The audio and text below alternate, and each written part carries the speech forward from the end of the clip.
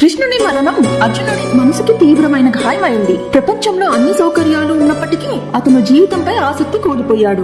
అతని మానసిక స్థితి అతని వ్యాస మహర్షి వద్దకు తీసుకెళ్లింది. ముని వేదవ్యాసుడు అన్ని వదిలేసి హిమాలయాలకు వెళ్లాలని సూచించాడు. అభిమన్యుడు కుమారుడు పరీక్షిత్ కూడా రాజ్య బాధ్యతలు స్వీకరించేంతగా ఎదిగాడు.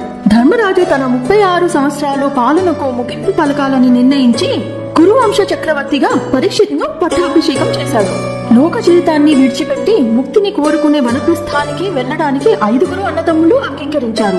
వారాలు తరబడి నిఠారుగా ఉన్న పర్వతాన్ని అధిరోహిస్తారు. వారు తమ ప్రయాణం ముందుకు సాగుతున్న కొద్దీ పర్వతాలు నిఠారుగా మారాయి.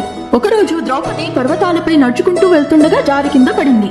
4 అన్నదమ్ములు తీవ్ర విషాదంలో మునిగిపోయారు. వారు ఆమె కోసం కేకలు వేస్తూ ఉన్నారు. కానీ యుధిష్ఠిరుడు ద్రౌపదిని కోల్పోవడం మీద చింతించలేదు. ధర్మరాజుగా ఉన్న ఆయన ప్రయాణం మొదలు పెట్టే ముందు తీసుకున్న ప్రతిజ్ఞను నిలబెట్టుకోవాలని